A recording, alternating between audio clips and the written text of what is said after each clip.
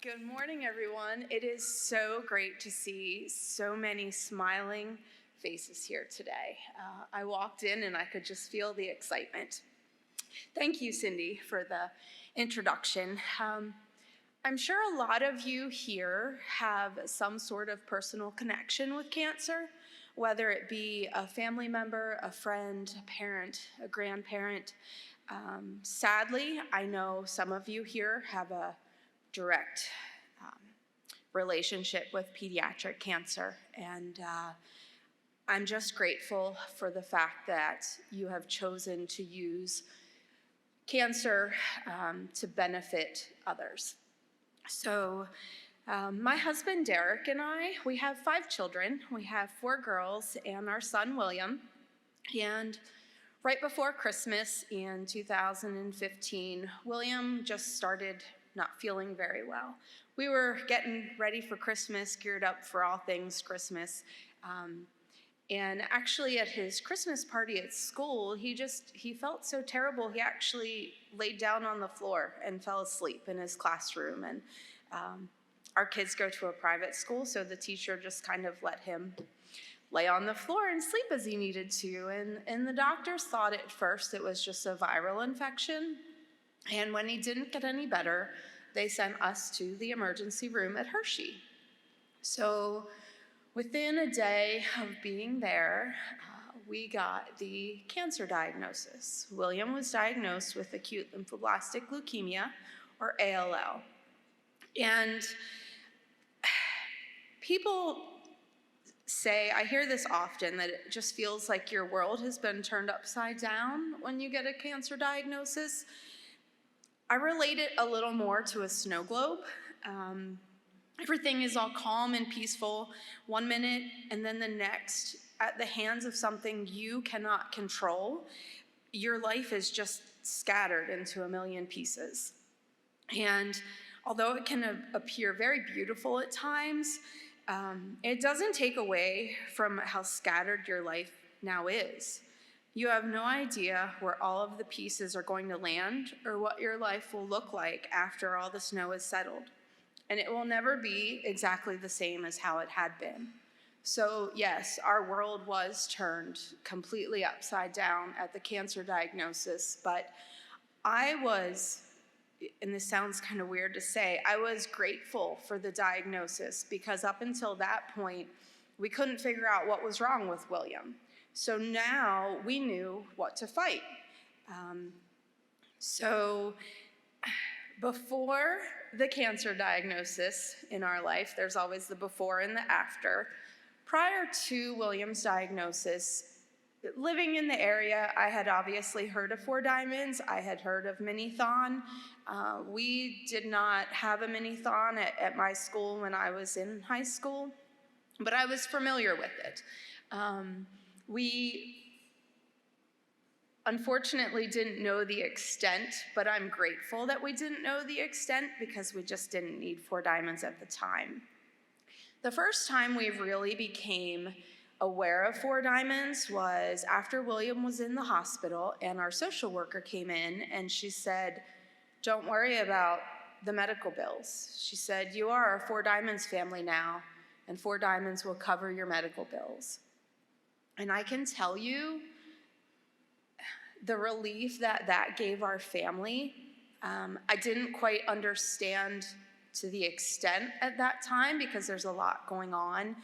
But through the years, I mean, honestly, it has saved us from losing our home. My husband lost his job. I was a stay-at-home mom. We accidentally got a bill several times, but the one time we had gotten a bill for just a 1-week stay for William in the hospital. And I can tell you that it was over $300,000 for 1 week. And there was no way we would have been able to pay that had it not been for 4 Diamonds and the work that people like you are doing. So, along with the financial aspect, we absolutely adored music therapy and our child life members at the hospital. William at the time was 11, and it's really difficult as an older child being stuck in the hospital. He was in the hospital a little more than he should have been, and I'm not sure about some of you, but our kids, we live on a farm, our kids are very outside-oriented children, and to be stuck in a hospital bed for weeks on end, he just got a little frustrated sometimes. He just wanted to go outside, he wanted to go fishing, and he couldn't. And when he was on isolation, he couldn't even leave his room. So if you guys can imagine, being in middle school, being in high school, and literally being stuck in a hospital room 24 hours a day for weeks on end, it can really wear on you. And the music therapy and Child Life just provided such a great support for our family, because not only did they work with William, they also worked with our other children, and it just made the experience so much better than it would have been had we not had that outlet between bingo and William just getting to play musical instruments. And as silly as it sounds sometimes, it's a light in the day when it's so monotonous and you have nurses poking at you all the time and doctors just always kind of looking over you. It's just a nice break to have those different people come in and do different things with you. And that's made possible by things that you guys do. And it's really hard to describe just how much that means to families like ours until you're in that position, which I hope that none of you ever are. But please understand, it makes a world of difference. It keeps children not quite so burdened by what they're going through. It allows them to forget for just a little bit that they are truly fighting for their lives in the hospital when their friends are, worrying about what they're gonna do on Friday night or what movie they're going to go see or what they're gonna wear on their first date. It really makes a difference. So, sorry, I'm kind of going back and forth with my notes. This year would have been William's graduation. And as you can see on the screen, his high school, which would have been West Perry High School, they had a chair for William because sadly, obviously, William was not walking across the stage. William lost out on a lot of years. William passed away 4 days shy of his 13th birthday, which meant he never got to learn to drive.